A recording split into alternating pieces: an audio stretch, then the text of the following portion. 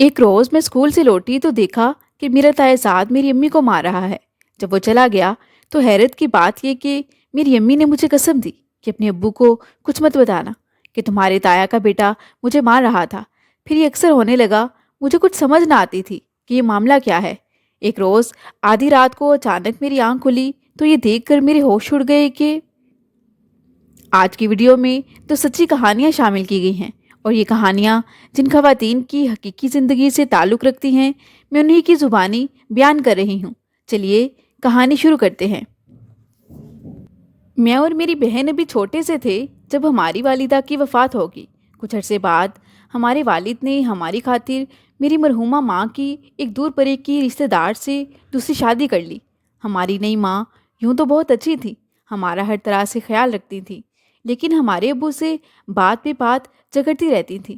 اس روز روز کی لڑائی سے ہم دونوں بہنیں سہم جاتی تھیں۔ حالانکہ میرے والد بہت نیک اور شریف انسان تھے، سارے محلے والے ہی ان کی عزت کرتے تھے، اور نہ ہی کوئی کبھی ان کو برا جانتا یا کہتا تھا۔ ہمارے ابو ہماری وجہ سے ان جھگڑوں پر بھی چپ رہتے، کیونکہ ہماری امی اپنے شوہر سے تو ضرور جھگڑتی تھی، لیکن ہم سے ہمیشہ پیار بھرا سلوک رکھتی تھی۔ ہمارا خیال بالکل سگی ماں کی طرح ہی رکھتی تھی کہ ہمیں اپنی سگی ماں کی کمی محسوس ہی نہیں ہوتی تھی۔ سوتیلی ماں کو بھی اللہ تعالیٰ نے 2 بیٹے عطا کر دیے، مگر وہ ہمیں بھی برابر چاہتی تھی۔ ان دنوں میں چوتھی اور میری چھوٹی بہن دوسری جماعت میں تھی۔ سوتیلی امی کے دونوں بچے بھی چھوٹے تھے۔ میرے ابو جو کماتے سوتیلی امی کے ہاتھ پر لا کر رکھ دیتے، مگر وہ روز ویلا کرتی کہ تم تھوڑا کما کر لاتے ہو، جس سے گھر کا گزارا ٹھیک طرح سے نہیں چل پاتا۔ ہمارے ابو غریب ضرور تھے، لیکن ہم سے بہت پیار کرتے تھے۔ وہ کبھی خالی ہاتھ گھر نہیں آتے تھے۔ جب بھی وہ شام ڈلے لوٹتے، ان کے ہاتھ میں ہمارے کھانے پینے کے لیے کچھ نہ کچھ ضرور ہوتا تھا۔ اگر جیب میں رقم نہ ہوتی تب بھی فروٹ والے سے ادھار کر کے کچھ نہ کچھ لے ہی آتے تھے، تاکہ ان کے آنے سے ہمیں خوشی کا احساس ہو۔ بتاتی چلوں کہ کچھ عرصہ قبل ہماری تائی فوت ہو گئی تھی۔ ہمارے تایا کا صرف ایک ہی بیٹا تھا جو بیرون ملک تھا، لہٰذا تایا کو روٹی پکا کر دینے والا کوئی نہ رہا، تو ہمارے ابو ان کو بھی اپنے گھر لے آئے تاکہ وہ اپنے گھر میں تنہا نہ رہے۔ ان کا اکلوتا بیٹا غیر قانونی طور پر بیرون ملک کمانے کی غرض سے گیا تھا، مگر وہاں پکڑا گیا اور اس کو جیل ہوگی۔ اس وجہ سے بھی تایا افسردہ رہا کرتے تھے۔ وہ پہلے بھی ہم سے بہت پیار کرتے تھے، تبھی ہم ان کے اپنے گھر آ جانے سے بہت خوش تھے، لیکن نہ جانے کیوں ہماری سوتیلی امی ان کے آنے سے خوش نہ تھیں۔ تاہم ابو کی وجہ سے وہ کچھ بولنے سے مجبور تھیں۔ تایا کے آنے کے سال بعد ہی ان کا بیٹا عبد الرحمن بھی کسی طور رہائی پا کر واپس لوٹ آیا۔ اب وہ بھی ہمارے ساتھ ہی رہنے لگا۔ عبد الرحمن بھائی یہ مزدوری کرنے لگا، کبھی کام مل جاتا اور کبھی نہ ملتا تو وہ ہاتھ پر ہاتھ دھر کر بیٹھ جاتا۔ ایک روز جب میں اپنی بہن کے ساتھ اسکول سے گھر آئی تو دیکھا کہ عبد الرحمن میری امی کو مار رہا ہے اور وہ بری طرح رو رہی ہیں۔ مجھ سے یہ منظر برداشت نہ ہوا۔ ہم دونوں بہنیں ہی امی کو یوں دیکھ کر رونے لگیں، کیونکہ ہمارے والد نے تو کبھی امی کو نہیں مارا تھا، وہ تو انہیں جھڑکی تک نہ دیتے تھے۔ اس لیے عبد الرحمن کا ہماری امی پر یہ تشدد ہمارے لیے غیر معمولی واقعہ تھا۔ ہم بہنیں شور مچانے لگیں تو عبد الرحمن گھر سے نکل گیا، جبکہ میری امی تایا کے آگے ہاتھ جوڑ کر منت کرنے لگیں کہ بھائی خدا کے لیے میری لاج تمہارے ہاتھ میں ہے، کمال کو کچھ مت بتانا، ورنہ میرے بچے دربدر ہو جائیں گے یا مجھ سے جدا ہو جائیں گے۔ ہم نے دیکھا کہ تایا بھی بہت غصے میں تھے۔ وہ کہنے لگے، اب کے معاف کرتا ہوں، مگر دوبارہ ایسی کوئی غلطی مت کرنا۔ اس بار تو میں نے تمہیں معاف کر دیا، لیکن میں عبد الرحمن کی ضمانت نہیں دیتا۔ وہ نوجوان خون ہے، کیا جانے کیا گھر گزرے، اب کہ تم کوئی غلطی نہ کرنا۔ تایا اور امی کی یہ باتیں ہماری سمجھ سے باہر تھی۔ میرے ذہن میں یہی تھا کہ امی اکثر ہانڈی میں نمک تیز کر دیتی تھی، جبکہ تایا کو بلڈ پریشر کی شکایت تھی۔ اس وجہ سے ابو اور عبد الرحمن بھائی امی کو منع کرتے تھے کہ نمک مرچ سالن میں بہت کم رکھا کریں، ہم خود بعد میں ڈال لیا کریں گے۔ میں یہی سمجھی کہ آج بھی امی نے اپنی پسند سے ہانڈی بنائی ہوگی، شاید تبھی عبد الرحمن بھائی کو غصہ آ گیا ہو، اور تایا بھی اسی سبب امی کو آئندہ احتیاط سے سالن بنانے کا کہہ رہے ہوں۔ جب امی نے ہمیں روتے دیکھا تو پیار سے مجھے اور اپنے بچوں کو بھی چپ کروایا۔ میں چونکہ سب سے بڑی تھی، لہٰذا انہوں نے مجھ سے کہا، آشی میری بچی، دیکھ تو یہ بات اپنے باپ کو ہرگز مت بتانا کہ عبد الرحمن نے مجھے مارا ہے، ورنہ وہ غصے میں آ کر جھگڑا کرے گا اور پھر پولیس آ جائے گی اور تمہارے ابو کو پکڑ کر تھانے میں بند کر دے گی۔ میں ڈر گئی۔ میں نے کہا ٹھیک ہے امی، پہلے تک تو میرا یہی خیال تھا کہ میں ابو کو بتاؤں گی کہ عبد الرحمن ہماری امی کو مار رہا تھا، لیکن جب ماں کے منہ سے پولیس کا سنا تو میں ڈر گئی، کیونکہ میں نے ایک بار اپنے محلے میں پولیس کو ایک آدمی کو پکڑ کر لے جاتے دیکھا تھا۔ لہٰذا میں نے امی سے کہہ دیا کہ میں ابو سے کچھ نہیں کہوں گی، آپ مگر ثنا کو بھی سمجھا دیں کہ وہ ابو کو نہ بتائے۔ امی نے اس کو بھی سمجھا دیا، ہمیں پیسے دیے اور بسکٹ بھی کھانے کو دیے۔ تھوڑے دن گزرے تھے کہ عبد الرحمن بھائی کی نوکری ہوگی۔ وہ کسی کمپنی میں رات کا چوکیدار لگ گیا تھا۔ وہاں تنخواہ اچھی تھی، تبھی اس نے 2 ماہ بعد میرے والد کو بھی چوکیدار لگوا دیا۔ اب ابو اور عبد الرحمن بھائی شام کو چوکیداری کے لیے چلے جاتے اور گھر میں ہم اور تایا ہی رہ جاتے۔ ایک روز امی نے مجھے کہا آشی، تم اپنی بہن اور دونوں چھوٹے بھائیوں کو لے کر نانا کے گھر چلی جاؤ اور کہنا کہ آج گھر آٹا نہیں ہے، تم لوگ شام تک وہی رہنا۔ تمہارے تایا بھی گاؤں اپنے گھر چلے گئے ہیں، اسی وجہ سے تم لوگ وہاں ہی کھانا کھا لینا اور شام کو نانا سے کچھ روپے لے کر آنا، کیونکہ تمہارا باپ رات گھر نہیں آیا ہے، شاید وہ نیند پوری کرنے کے لیے کہیں جا کر سو گیا ہے۔ دن کو تم لوگ گھر میں شور مچاتے ہو اور وہ ٹھیک طرح سے سو نہیں پاتا۔ امی کے کہنے پر میں ثنا اور دونوں چھوٹے بھائیوں کو لے کر امی کے والد یعنی اپنے سوتیلے نانا کے گھر چلی گئی اور جیسا امی نے مجھے کہا تھا ویسا ہی ان سے کہا۔ اس روز تمام دن ہم نانی کے پاس ہی رہے۔ وہ خود بھی بہت اچھی تھی، ہمارا بہت خیال رکھتی تھی۔ انہوں نے ہمیں شام کو بھی کھانا کھلایا، کچھ کھانا اور رقم بھی ساتھ کر دی کہ اپنی ماں کو دے دینا۔ اس روز رات کو ابو گھر آ گئے، کیونکہ انہوں نے دن اور پچھلی رات کی ڈبل ڈیوٹی کی تھی۔ ہم سب ابو کے پاس بیٹھے ان کے ہمارے لیے لائے ہوئے آم کھا رہے تھے، جب میرے بھائی نے معصومیت سے بتا دیا کہ ہم آج نانا کے گھر گئے تھے، کیونکہ گھر میں آٹا نہیں تھا۔ ہم نے آج کھانا بھی وہاں ہی کھایا تھا۔ نانی نے بہت مزیدار بھنڈی کا سالن کھلایا اور واپس آتے ہوئے پیسے بھی دیے۔ یہ سن کر والد صاحب میری امی پر خفا ہوئے کہ میں نے کل ہی تو تمہیں 3,000 دیے تھے، تم نے آٹا کیوں نہیں منگوا لیا؟ وہ بولی آشی کے تایا گھر سے چلے گئے تھے اور عبد الرحمن بھی شاید ان کے پاس ہی ہے، میں بھلا کس سے آٹا منگواتی؟ خیر کچھ ہی دیر میں معاملہ رفع دفع ہو گیا۔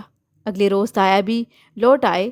10 دن گزرے کہ تایا ایک بار پھر اپنے گھر کی دیکھ بھال کو ایک روز کے لیے گاؤں چلے گئے۔ ان کے جانے کے بعد جب عبد الرحمن بھائی اور ابو ڈیوٹی پر روانہ ہو گئے تو امی ہمیں تیار کر کے نانا کی دہلیز پر چھوڑ کر چلی گئیں۔ مجھ سے کہا کہ تمہارے ابو کے ایک دوست کی وفات ہو گئی ہے، آج رات وہ اور میں نزدیکی گاؤں جا رہے ہیں، نانا کو بتا دینا اور میں صبح تم لوگوں کو آ کر لے جاؤں گی، رات کو یہیں سو جانا۔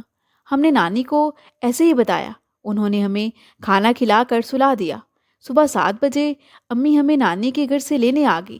ہم تو بچے تھے، سمجھ نہ پاتے تھے کہ ماں ایسا کیوں کرتی ہے، تاہم وہ ہفتہ 15 دن بعد جب موقع ملتا ہمیں کبھی نانا، کبھی ماموں اور کبھی خالہ کے گھر سارے دن کے لیے یا کبھی ساری رات کے لیے چھوڑ کر چلی جاتی۔ صرف سب سے چھوٹے بیٹے کو جو بالکل ناسمجھ تھا پاس رکھ لیتی تھی۔ ہم ڈر کی وجہ سے ابو کو کچھ نہیں بتاتے کہ گھر میں جھگڑا ہوگا۔ ابو اور امی میں لڑائی ہونے سے ہمارا سکون خراب ہو جاتا تھا۔ 1 سال یوں ہی کرتے گزر گیا۔ ابو کام پر چلے جاتے اور امی ہمیں نانا ماموں کی طرف دن بھر کے لیے بھیج دیتی۔ حالانکہ ہمارے ابو اپنی ساری کمائی ان کے ہاتھ پر رکھتے تھے، مگر وہ کبھی خوش نہ ہو پاتی تھیں۔ وہ اکثر خود خرید کر بھی امی کے لیے نئے کپڑے اور جوتے لاتے، مگر امی پھر بھی محلے کی عورتوں سے اپنے شوہر کا گلہ ہی کرتی رہتی تھیں۔ یہ بات بھی عجیب تھی کہ ہماری امی ہمارے ابو سے نہ تو ڈرتی تھیں، لیکن میرے تایا اور عبد الرحمن بھائی سے بہت ڈرتی تھیں۔ ابو سے کہتی کہ ان کو کہو اپنے گھر جا کر رہیں، یہ ہمارے گھر کا سکون خراب کرتے ہیں۔ وہ ابو سے تو ایسے کہتی، لیکن تایا اور عبد الرحمن بھائی کا خیال اپنے شوہر سے زیادہ رکھتی تھی اور ہر وقت ان کی خوشامد کرتی رہتی۔ اگر وہ کبھی رقم بھی مانگ لیتے تو فوراً دے دیتی۔ بالآخر ہمارے والد نے بھی اس بات کو محسوس کر لیا کہ ان کی بیوی ان کے بھائی اور بھتیجے کے یہاں رہنے کی وجہ سے پریشان رہتی ہے، لہٰذا انہوں نے تایا لوگوں سے کہا کہ اب آپ لوگ اپنے گھر چلے جاؤ، آپ لوگوں کے رہنے سے میری بیوی کو تکلیف ہوتی ہے اور ہمارے گھر کا سکون خراب ہوتا ہے۔ ابو کی اس بات کا تایا اور ان کے بیٹے دونوں نے بہت ہی برا منایا۔ اور بالآخر میری امی سے کہنے لگے کہ تم نے ہی اپنے شوہر کو بھڑکایا ہے نا، ہم اس بات کا تم سے ضرور بدلہ لیں گے، کیونکہ تم نے ہی کمالے سے کہہ کر ہمیں اپنے گھر سے نکلوایا ہے۔ وہ لوگ چلے گئے اور ابو بھی رات کو ڈیوٹی پر چلے گئے۔ اگلی رات بھی جب ابو ڈیوٹی پر چلے گئے اور ہم سب سو رہے تھے کہ آدھی رات کو کسی کی ہائی کی آواز پر میری آنکھ کھل گئی۔ میں چارپائی پر اٹھ بیٹھی، سوچا کہ ابو تو گھر میں نہیں ہیں، تایا اور عبد الرحمن بھائی بھی یہاں سے چلے گئے ہوئے ہیں، پھر یہ کس کی کرا کی آواز تھی؟ کیونکہ یہ آواز تو کسی مرد کی ہی آواز تھی۔ ہمارے گھر پر تو اس وقت کوئی مرد نہ تھا۔ میں اٹھ کر بیٹھی بھی مگر نیند میں تھی، سوچا شاید خواب میں ڈر گئی ہوں، دوبارہ لیٹ گئی اور نیند کی آغوش میں چلی گئی۔ صبح ہوئی تو امی نے بتایا کہ تمہارے ابو دبئی چلے گئے ہیں، کیونکہ یہاں ان کو تنخواہ کم ملتی تھی، ان پر بہت لوگوں کا قرضہ بھی تھا۔ اب وہ دبئی سے ہمارے لیے کما کر بیچا کریں گے تو ہمارا قرضہ بھی اتر جائے گا اور ہم امیر بھی ہو جائیں گے۔ میں تب 12 سال کی تھی، یہی سمجھتی رہی کہ ہمارا باپ دبئی کمانے گیا ہوا ہے۔ دن گزرتے گئے، اکثر ہم بچے امی سے پوچھتے بھی کہ امی ہمارے ابو کب آئیں گے، مگر وہ ٹال مٹول کر دیتی کہ اتنی دیر بعد آئیں گے وغیرہ۔ میں نے محسوس کیا کہ اس دوران امی زیادہ خوش باش رہتی تھیں۔ ابو کے دبئی جانے کے بعد سے ہم نے کبھی بھی ان کو اداس نہ دیکھا۔ تایا اور عبد الرحمن بھائی تو اس طرح ناراض ہو کر گئے کہ پھر دوبارہ ہمارے گھر نہ آئے۔ لیکن ایک روز عبد الرحمن آیا اور امی سے جھگڑنے لگا کہ مجھے بتا میرا چچا کہاں گیا ہے۔ امی نے وہی بتایا کہ دبئی گیا ہے۔ عبد الرحمن کہنے لگا مجھے معلوم ہے، وہ ہرگز دبئی نہیں گیا، تم جھوٹ بولتی ہو۔ جب عبد الرحمن کا ان سے اپنے چچا کے بارے میں جاننے کا اصرار بڑھا اور وہ بے حد غصے میں آ گیا تو امی کہنے لگی میں اپنے باپ کو بتا دوں گی کہ تم نے میرا زیور چرا لیا ہے اور بہانے سے روپے بھی مجھ سے لیتے تھے۔ تنگ آ کر میں نے اپنے خاوند کو بتا دیا تو تم نے اس کو نہ جانے کہاں غائب کروا دیا ہے۔ اس بات پر عبد الرحمن اس قدر آگ بگولا ہوا کہ میری ماں پر چھری نکال لی۔ چھری دے کر ہم چاروں بچے زور سے چیخنے اور چلانے لگے، جس پر وہ ڈر گیا کہ کہیں ہمارے شور پر پڑوسی ہی نہ آ جائے۔ وہ اس وقت تو گھر سے چلا گیا، لیکن جاتے ہوئے امی سے کہہ گیا کہ میں تمہارا بھانڈا ضرور پھوڑوں گا، اگر تم نے میرے چچا کے بارے میں نہ بتایا تو دیکھنا تیرا کیا حال کروں گا۔ کچھ دن گزرے تھے کہ ایک رات پھر جب ہم سب سو رہے تھے کہ رات کے کسی وقت ایک بار پھر سے کسی کی ڈراؤنی آواز سے میری آنکھ کھل گئی۔ مجھے لگا جیسے کوئی بہت تکلیف سے کرا رہا ہے۔ میں اس وقت دوسرے کمرے میں تھی۔ میں نے امی امی کہہ کر ماں کو پکارا۔ وہ دوڑ کر میرے پاس آئیں اور میرے منہ پر ہاتھ رکھ کر بولی آشی چپ ہو جاؤ، سو جاؤ، تو کچھ نہیں ہوا ہے، کوئی ایسی بات نہیں ہے، تو آنکھیں بند کر لے اور سو جا۔ میں وہیں بستر پر لیٹ گئی اور آنکھیں بند کر لی۔ وہ میرے پاس سے چلی گئی۔ اب میں سمجھدار ہو گئی تھی، محسوس کر لیا کہ ہمارے گھر میں کوئی غیر معمولی معاملہ ضرور ہے۔ صبح ہی میں نانا کے گھر چلی گئی اور ان کو ساری بات بتائی۔ وہ بھی پریشان ہو گئے، ہمارے گھر آئے۔ آگے میری ماں بھی پریشان بیٹھی تھی۔ انہوں نے کچھ پیار سے اور کچھ روب سے ان سے پوچھا کہ کیا ہوا ہے۔ تب امی نے بتایا کہ رات تایا اور عبد الرحمن آئے تھے، انہوں نے نادر کو قتل کر دیا ہے۔ یہ سنتے ہوئے نانا تو دل تھام کر رہ گئے۔ بتاتی چلوں کہ نادر امی کا خالہ زاد تھا۔ یہ سن کر میں بھی پریشان ہوگی۔ اس کے بعد نانا امی کو دوسرے کمرے میں لے گئے اور باقی احوال انہوں نے بیٹی سے اکیلے میں پوچھا۔ میں بھی دروازے سے کان لگائی تھی۔ وہ امی سے کہہ رہے تھے کہ تو نے کیوں نادر کو اپنے گھر بلایا؟ اگر یہ سب تیرے سامنے ہوا ہے تو سمجھ لے کہ تیری جان بھی خطرے میں ہے، وہ لوگ تجھ کو بھی کسی دن مار جائیں گے۔ نانا اسی روز بیٹی کو اور ہمیں اپنے گھر لے آئے۔ پھر کسی اندیشے کے سبب انہوں نے امی کو بتائے بغیر ہی پولیس میں جا کر یہ رپٹ لکھوا دی کہ میرا داماد پردیس گیا ہوا ہے۔ اس کی غیر موجودگی میں اس کا بڑا بھائی اور بھتیجا عبد الرحمن میری بیٹی کے گھر آدھی رات کو آئے تھے، نہ جانے کس نیت سے، جبکہ ان دونوں کی میرے داماد سے ناراضگی چل رہی تھی۔ لہٰذا میری بیٹی اور اس کے بچوں کی جان کو خطرہ ہے اور ان کی جان کا تحفظ کیا جائے۔ نہیں معلوم کہ یہ نانا کی نادانی تھی یا بھول تھی، یا پھر بڑھاپے سے مغلوب اور خوفزدہ ہو کر انہوں نے ایسا کر دیا تھا۔ اگلے روز پولیس نے تایا اور عبد الرحمن بھائی کو بلا کر تفتیش کی، مگر انہوں نے جو کہا وہ بیان کے قابل نہیں ہے۔ انہوں نے بتایا کہ صورت رفت یعنی ہماری ماں کے اپنے خالہ زاد نادر سے مراسم شادی کے قبل سے تھے۔ دونوں ایک دوسرے کو پسند کرتے تھے اور شاید شادی کرنا چاہتے تھے، مگر بڑوں نے ان کی شادی نہ ہونے دی اور پھر رفت کی شادی کمال سے ہوگی۔ رفت شادی کے بعد بھی نادر سے ملتی تھی اور اسے گھر بلاتی تھی۔ جس کا علم عبد الرحمن کو ہو گیا تو اس نے اپنی چچی کو مارا اور اس سمر سے باز رہنے کو کہا، مگر وہ عورت باز نہ آئی اور اپنے شوہر کمال کو دھوکہ دیتی رہی اور ہمارے سامنے ہماری خوش آمدید کرتی رہتی کہ میرے شوہر کو کچھ مت بتانا ورنہ میں برباد ہو جاؤں گی۔ اس نے اسی سبب ہم دونوں کو کمال سے کہہ کر اپنے گھر سے نکلوا دیا تاکہ جب شوہر گھر پر موجود نہ ہو تو وہ اپنے عاشق سے مل سکے۔ اسی اثناء میں کمال بھی غائب ہو گیا، نہ جانے اس عورت نے اسے کہاں غائب کروا دیا ہے۔ ایک روز وہ ڈیوٹی سے جلدی گھر چلا گیا اور اس کے بعد دوبارہ نظر نہ آیا۔ یہ بات سن کر پولیس کو مزید تفتیش ہوئی۔ تب انہوں نے رفت سے اس بارے میں پوچھا، مگر وہ یہی کہتی تھی کہ میرا شوہر دبئی گیا ہے۔ تایا اور عبد الرحمن بھائی نے مزید بتایا کہ کمال کے غائب ہونے کی بنا پر ایک رات ہم دونوں باپ بیٹا آدھی رات کو اس کے گھر دیوار پھیلا کر گئے تو نادر کو وہاں رفت کے ساتھ موجود پایا۔ تب ہم نے غیرت کی وجہ سے نادر کا گلا دبا کر اسے قتل کر دیا اور لاش کو بھی صحن میں ہی دبا دیا۔ ہم اپنے کیے کا اعتراف کر رہے ہیں۔ اب ذرا اس عورت سے پوچھا جائے کہ اس کا شوہر کہاں ہے۔ پولیس نانا کے گھر آئی اور میری ماں کو گرفتار کر کے لے گئی۔ تفتیش کی تو پتہ چلا کہ اس نے نادر کے ساتھ مل کر ایک رات ہمارے ابو کو اسی طرح گلا دبا کر مارا اور ان کی لاش کو صحن میں ہی دفنا دیا تھا، اور پھر یہ بات پھیلا دی کہ کمال کمانے کی خاطر دبئی چلا گیا ہے۔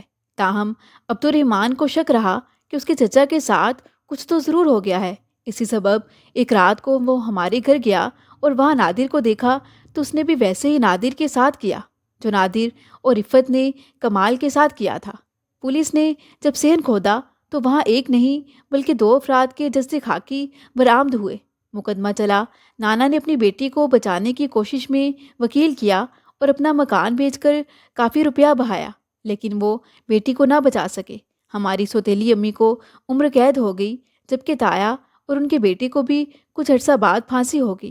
یوں وہ راز ایک بھیانک انجام کی صورت میں کھل گیا جو عرصہ تک میرے اندر گھٹن اور تکلیف بن کر میرے دل کو کھاتا رہتا تھا۔ یہ وہ دکھ تھا کہ جسے میں کبھی نہیں بھلا سکتی۔ اس کے بعد ہماری زندگی کے روز و شب کیسے گزرے اور ہم پر بڑے ہونے تک کیا گزری، یہ ایک الگ دکھ بھری داستان ہے۔ سبھی جانتے ہیں کہ بن ماں باپ کے بچوں کے ساتھ کیا ہوتا ہے۔ یہ میری زندگی کا ایک ایسا واقعہ ہے جسے میں مرتے دم تک کبھی نہیں بھلا سکوں گی۔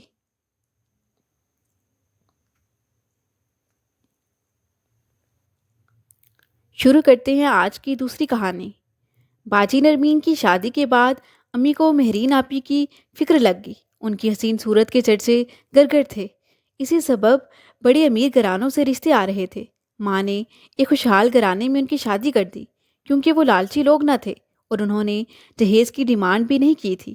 امی نے بھی جہیز کے نام پر کوئی چیز نہ دی، نہ کوئی ایسی رسم کی جس پر پیسے خرچ کرنے پڑتے۔ بے شک یہ بڑے طریقے سے لکھے کے لوگ تھے۔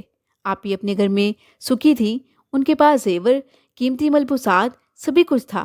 سسرال والے بھی میری بہن کو بہت چاہتے تھے۔ ساس واری صدقے جاتی، اکلوتا بیٹا تھا اور وہ اس کی خوشیوں پر نثار تھی۔ چاہتی تھی کہ بہو ہر وقت بن سنور کر رہے، وہ ہر وقت تیار بیٹھی رہتی، ساس کی خوشی کے لیے ان کا احترام کرتی اور ساس بھی انہیں کسی کام کو ہاتھ نہ لگانے دیتی۔ میری بہن اپنی قسمت پر نازا تھی اور ہم ان کی قسمت پر رشک کرتے تھے۔ شادی کے 4 سال بیت گئے، آپی کو اولاد نہ ہوئی۔ چیک اپ کرایا تو پتہ چلا کہ وہ کبھی ماں نہیں بن سکتی۔ ساس سسر نے اس کمی سے بھی سمجھوتا کر لیا۔ میری ناپی کو بھی انہوں نے احساس نہ دلایا کہ تم میں کوئی کمی ہے۔ وہ اسی طرح خوش و خرم اپنے شوہر اور سسرال والوں کے پیار کی ٹھنڈی چھاؤں میں جیون کی خوشیوں بھرے دن بتاتی تھی۔ ماہ و سال گزرتے گئے۔ اس دوران میری بڑی باجی یعنی نرمین 3 بچوں کی ماں بن گئی، مگر تیسرے بچے کی پیدائش کے بعد وہ بیمار رہنے لگی۔ علاج بھی ہوا مگر بیماری رفتہ رفتہ بڑھتی گئی، یہاں تک کہ لاغر ہو کر بستر سے لگ گئی اور ایک روز بچوں کو بلکتا چھوڑ کر مالک حقیقی سے جا ملی۔ کسی نے سوچا بھی نہیں تھا کہ اتنی صحت مند اور خوش و خرم نرمین باجی یوں اچانک سب کو چھوڑ کر چلی جائیں گی۔ کچھ دن باجی کے بچوں کو دادی نے سنبھالا، پھر ہمارے حوالے کر گئی۔ کہا کہ میرا بڑھاپا ہے، یہ مجھ سے نہیں سنبھلتے، آپ لوگ ان کی دیکھ بھال کا ذمہ لے لیں۔ امی کو بیٹی کے صدمے کے ساتھ ان کے بچوں کو بھی سنبھالنا پڑ گیا۔ لامحالہ اب ہمیں ہی ان معصوموں کو سنبھالنا تھا، سو پیار سے دیکھ بھال کرنے لگے۔ ان دنوں میری عمر 11 برس تھی۔ میں ان کے ساتھ بچوں کی طرح کھیلتی، وہ خوش رہتے اور ایک پل مجھ سے جدا نہ ہوتے۔ والد صاحب بھی روز شام کو نواسے نواسیوں کو گھمانے پھرانے لے جاتے۔ میری بہنوئی اپنے بچوں سے ملنے روز آتے تھے۔ رفتہ رفتہ انہوں نے آنا کم کر دیا۔ باجی نرمین کے انتقال کے بعد ایک دن میری والدہ نہ جانے کیا سوچ کر مہرین آپی کے گھر گئیں۔ ان کی ساس سے کہا کہ اگر آپ لوگوں کو مہرین کے بانجھ ہونے کا دکھ ہے تو بے شک آپ اپنے بیٹے کی اور شادی کروا سکتی ہیں۔ ہماری طرف سے اجازت ہے تاکہ آپ پوتے پوتیوں کی خوشیاں دیکھ سکیں۔ میں مہرین کو بھی سنبھال لوں گی۔ وہ امی سے کہنے لگیں، آپ ایسی کوئی بات منہ سے مت نکالیں کہ جسے مہرین کو دکھ ہو۔ ہمیں مہرین اس حال میں بھی قبول ہے۔ یہ اللہ کی مرضی ہے تو اس کی رضا میں ہم راضی ہیں۔ یہ جواب سن کر امی کا منہ اتر گیا، جیسے ان کو سانپ سونگھ گیا ہو۔ میں امی کے ہمراہ گئی تھی۔ مجھے ماں کا رویہ عجیب لگا تھا۔ انہوں نے آپی کی ساس سے یہ باتیں میری بہن کی غیر موجودگی میں کہی تھیں۔ گھر آ کر میں نے امی سے کہا، جب وہ لوگ اپنی بہو کو اس قدر چاہتے ہیں تو ماں ہو کر آپ نے ان سے ایسی باتیں کیوں کہیں؟ وہ کہنے لگی، میں نے صرف اپنا اخلاقی فرض پورا کیا ہے۔ میری ماں نے یہ تعویل پیش کی۔ میں کمسن تھی، زیادہ ماں کے سامنے بولنا زیب نہ دیتا تھا، لہٰذا خاموش ہو رہی۔ آپی سے بھی اس بات کا ذکر نہ کیا۔ کچھ ہی دن گزرے کہ امی دوبارہ آپی کے گھر گئیں۔ کہا کہ تم بہت کم میں کے آتی ہو، آج میرے ساتھ چلو، تمہیں لینے آئی ہوں۔ مہرین نے ساس سے اجازت لی اور ہمارے ساتھ آ گئی۔ ہفتے بعد آپی نے گھر جانے کو کہا کہ ان کا دل اپنے گھر میں زیادہ لگتا تھا۔ والدہ نے منع کر دیا کہ کچھ دن اور میرے پاس ٹھہر جاؤ، گھر تو جانا ہی ہے اور چلی جانا۔ انہی دنوں والد صاحب بیمار ہو گئے۔ امی نے مہرین آپی کو یہ کہہ کر کچھ اور دنوں کے لیے رکنے کو کہہ دیا کہ تمہارے ابو کی طبیعت سنبھل جائے بعد میں چلی جانا، مگر ابو کی طبیعت سنبھلنے کی بجائے بگڑتی چلی گئی۔ والدہ کے مجبور کرنے پر اور کچھ دنوں کے لیے آپی میکے میں رہنے پر مجبور ہو گئی۔ ان کی ساس اور شوہر 2 بار لینے بھی آئے، مگر والدہ نے بیٹی کو بیچنے سے انکار کر دیا کہ اس کے والد بیمار ہیں، ابھی مت لے جائیے۔ وہ وزادار لوگ تھے، خاموشی سے چلے گئے۔ مہرین آپی کو میکے میں رہتے 2 ماہ گزر گئے۔ اب وہ گھر جانے کو پریشان رہتی تھیں۔ امی یہ کہہ کر روک لیتی کہ کچھ دن اور رکو، اپنے باپ کی حالت نہیں دیکھ رہی ہو۔ غرض 1 ماہ بعد میرے والد صاحب کا انتقال ہو گیا۔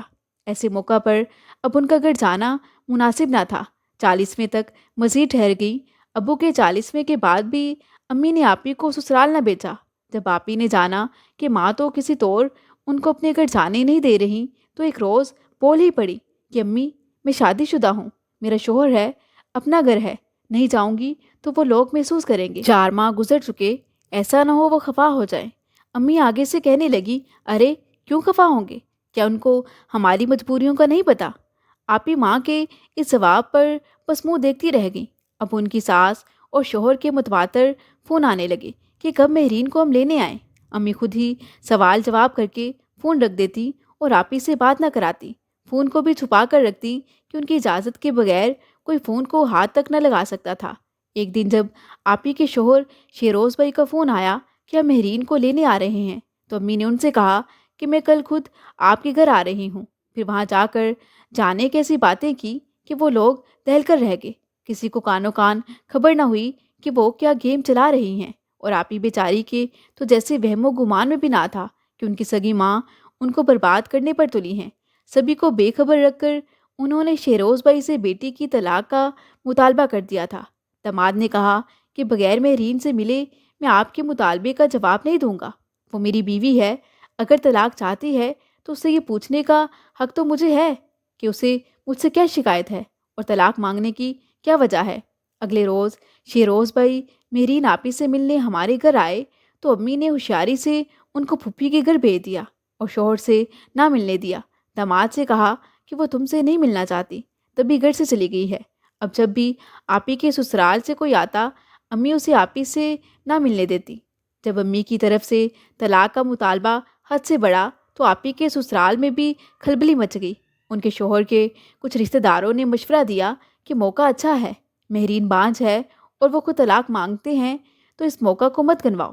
وہ لوگ آپی کی ساس سے بھی کہتے کہ تمہارا بیٹا بھی جوان ہے، اس کی اور شادی کروا دو تاکہ مناسب وقت سے اس کی اولاد کی خوشیاں دیکھ پاؤ۔ آخرکار حتمی فیصلے سے پہلے شیروز بھائی ایک بار اور ہمارے گھر آئے تو امی نے آپی کو کمرے میں بند کر دیا اور ماموں نے شیروز بھائی کو باہر سے ہی بیٹھک میں لے جا کر بٹھا دیا اور میری ناپی سے نہ ملنے دیا۔ دھمکایا بھی کہ اب ہم کھلا لینے عدالت جائیں گے، بہتر ہے بجائے عدالت کچہری جانے کے قصہ یہاں ہی تمام کر دو۔ اس طرح بہت کوشش کر کے امی نے ماموں کے ساتھ مل کر بیٹی کی طلاق کروا لی۔ جب آپی کو طلاق کے کاغذات ملے وہ بہت روئیں پیٹی، صدمے سے بے ہوش ہو گئیں۔ کچھ عرصے بعد امی نے انہیں بتایا کہ میں نے خود تمہاری طلاق اس لیے کرائی ہے کہ تم بڑے بہنوئی سے شادی کر لو۔ نرمین کے معصوم بچوں کو ماں کی ضرورت ہے اور تم بھی ماں ہو، اس طرح ان کو ماں اور تمہیں بچے مل جائیں گے۔ بہن کے بچے بھی تو اپنے بچے ہوتے ہیں۔ یہ سن کر پہلی بار آپی دھاڑے مار مار کر روئیں اور پھر ان کو چپ لگ گئی۔ ایک بار بس اتنا کہا، امی آپ نے کتنا بڑا ظلم کیا مجھ پر، ایک بار مجھ سے تو پوچھ لیا ہوتا۔ وہ آگے سے کہنے لگی، تم سے پوچھتی تو کیا تم راضی ہوتی؟ بیٹی میں بوڑھی ہو رہی ہوں، تمہاری مرحومہ بہن کے بچوں کی پرورش نہیں کر سکتی، ندا کی بھی شادی ہو جائے گی تو ان بچوں کو کون دیکھے گا؟ نرمین کے شوہر نے شادی تو کرنی ہی ہے، وہ کسی اور عورت سے کر لے گا، کیا میں اپنی مرحوم بیٹی کے بچوں کو سوتیلی ماں کے ہاتھوں کر دوں؟ ہرگز نہیں، تم لوگ ابھی نہ سمجھ ہو، بچے بزرگوں کی مصلحتوں کو نہیں سمجھتے۔ تمہاری زندگی بری یا بلی گزر جائے گی، مگر ان بچوں کی زندگی ہماری زندگی سے بڑھ کر قیمتی ہے، ہمیں ہی ان کے لیے قربانی دینی ہے۔ آپی روتے ہوئے امی سے کہنے لگی، ماں قربانی میں اپنی مرضی شامل ہو تو ہی وہ قربانی ہوتی ہے۔ آپ اس مسئلے کا حل کوئی اور سوچیں، میں نہال بھائی کو ہرگز شوہر کے روپ میں نہیں دیکھ سکتی، خدارا مجھ پر رحم کرے۔ بے شک شیروز اب میرے شوہر نہیں رہے، مگر مجھے ان سے اب بھی محبت ہے، ان کی محبت میں اپنے دل سے نہیں نکال سکتی، اب میں بغیر شوہر کے ہی جی لوں گی۔ بیٹی کو مشتل دے کر ماں خاموش ہو بیٹھی، مگر کچھ دنوں بعد پھر یہی تذکرہ چھیڑ دیا، مگر آپی کسی صورت راضی نہ ہوتی تھیں۔ میری والدہ اب بھی نہال بھائی کے ساتھ اندر ہی اندر کھچڑی پکا رہی تھیں۔ اب نہال بھائی بچوں سے ملنے جلد جلد آنے لگے تھے۔ میں کچھ دنوں سے محسوس کر رہی تھی کہ وہ باپی کو کچھ الگ سی نظروں سے دیکھنے لگے ہیں۔ میں کمسن تھی مگر اتنی بھی نہ سمجھ نہ تھی۔ امی اور نہال بھائی کی ملی وقت کا سارا کھیل اب میری سمجھ میں آنے لگا تھا۔ ایک دن سنا کہ شیروز بھائی کی شادی ان کی والدہ نے کرا دی ہے۔ یہ خبر سن کر آپی اس روز اس قدر بلک بلک کر روئیں کہ میں بھی ان کے ساتھ زاروں قطار ہونے لگی۔ امی نے آپی کو منانے کی کافی کوششیں کر لینے کے بعد آپی کی ہر درمی سے مایوس ہو کر مجھے قربانی کا بکرا بنانا چاہا۔ میں حیران تھی کہ ان کو کیا ہو گیا ہے، اپنی بچیوں کی خوشیوں کے بارے میں سوچنے کی بجائے نواسا اور نواسیوں کے بارے میں ہر وقت سوچ سوچ کر ہلکان ہوتی تھیں۔ حیرت تھی کہ کیا کوئی ماں اپنی اولاد سے بڑھ کر اولاد کی اولاد کو اس قدر چاہ سکتی ہے۔ آخر امی نے آپی سے کہا، ٹھیک ہے، شاید تم اپنی ضد نہ چھوڑو گی، حالانکہ تمہارے شوہر نے تو سال بھر بعد ہی اور شادی کر لی اور تم اس کی یاد میں عمر گزارنے چلی ہو۔ ماں کی یہ باتیں اور زیادہ آپی کے دل کی دنیا میں آگ لگاتی تھی۔ جب انہوں نے آپی کو بتایا کہ مجبور ہو کر اب میں ندا کو نہال سے بیاہنے چلی ہوں تو وہ دم بخود رہ گئیں۔ میں خود کسی صورت نہال بھائی سے شادی نہیں کرنا چاہتی تھی۔ کوئی حل نہ پا کر میں نے بالآخر آپی سے ہی کہا کہ امی کو سمجھاؤ ورنہ میں قسم کھاتی ہوں کہ زہر کھا لوں گی، مگر نہال بھائی سے شادی نہیں کروں گی۔ میری عمر اس وقت 15 برس تھی، بھلا کہاں میں اور کہاں بینوئی صاحب کے جو اب 40 سے اوپر جا رہے تھے۔ اس روز میں آپی کے گلے لگ کر زاروں قطار روتی رہی تھی، خدا کے لیے آپی مجھے بچا لو۔ پھر ایک روز انہوں نے مجھے ابو کی دواؤں کا بنڈل اپنے کمرے میں لے جاتے دیکھ لیا۔ پوچھا، یہ دوائیاں تم کیوں اپنے کمرے میں لے کر جا رہی ہو؟ میں نے آگے سے برائی آواز میں کہا، خودکشی کرنے کے لیے، ایک ساتھ سب دوائیں پھانک لوں گی، کوئی تو اثر کرے گی نا، امی کو سبق سکھا کر مروں گی۔ آپی میری بات سے ڈر گئی۔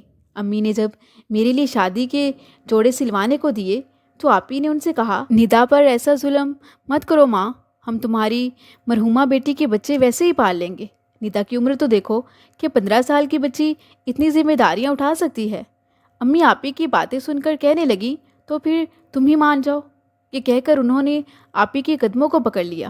انہوں نے روتے ہوئے اپنے قدم کھینچ لیے، بولی، امی مجھے گنہگار مت کریں، آپ نے جو سوچا ہے کر گزرے، मगर निदा मासूम का पीछा छोड़ दे।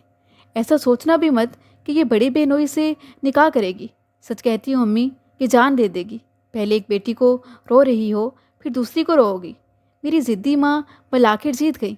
आप ही ने मेरी खातिर हथियार डाल दिए। अम्मी ने उनकी शादी बड़े बहनोई से करा दी और वो मुरझाए हुए गुलाब की तरह निहाल भाई की सेज का सिंगार बन गई। ये शादी क्या थी, निरी बर्बादी थी।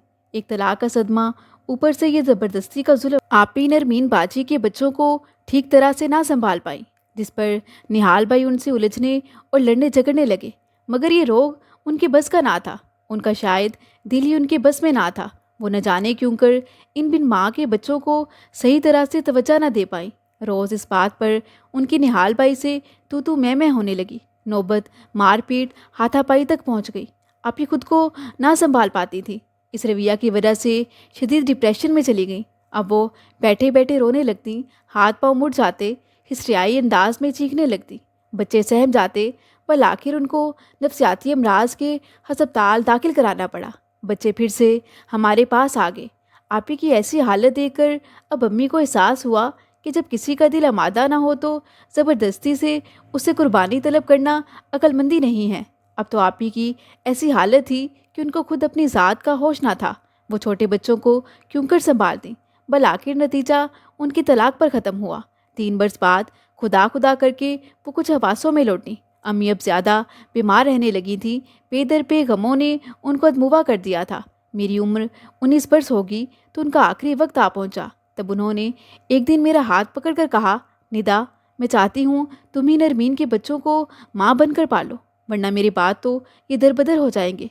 क्या ही अच्छा हो कि मरने से पहले मैं तुम्हारा निकाह निहाल से कर जाऊँ और फिर सुकून से मर सकूँ। ये बात उन्होंने कुछ इस तरह कही कि उनका लहजा दिल चीरता हुआ मेरी रूह में उतर गया और मैं माँ की खातिर राज़ी हो गई। मैंने कहा, आप अपनी ये ख्वाहिश पूरी कर लें। बेख्तियार ये अल्फाज मेरे लबों से निकले थे। थोड़ी देर बाद उनको देखने निहाल भाई आ गए तो माँ ने मेरा हाथ उनके हाथ में देकर कहा, बेटा तुम मेरे बाद इसका बहुत ख्याल रखना। आज शाम निकाह का बंदोबस्त कर लो। क्या पता कल तक मैं रहूँ ना रहूँ। वफात से चंद घंटे कबल उन्होंने मेरा निकाह अपने दामाद से करवा दिया और फिर रात के 2:30 बजे उनकी रूह कब से अंसरी से परवाज़ कर गई। नहीं मालूम वो सुकून से मरी या बेसुकून होकर इस दुनिया से गई, मगर मैं रात दिन आज भी उनकी मग़फ़िरत की दुआ करती हूँ। मैंने बहन की बच्चों की खातिर जो कुर्बानी का अहद उनके सामने किया वो पूरा किया। उनको प्यार से पाल पोस कर परवान चढ़ाया। दिल पे जो गुजरी सह गई और फिर इस जबर की खोगर हो गई तो मुश्किल ना रही। मुश्किलें आसान हो गईं। खुश हूँ कि माँ की रूह से आज मैं शर्मिंदा नहीं हूँ। अल्लाह पाक से दुआ है कि वो सब बहनों बेटियों के नसीब अच्छे करे। मज़ीद दिलचस्प सच्ची कहानियों के लिए चैनल को सब्सक्राइब करें।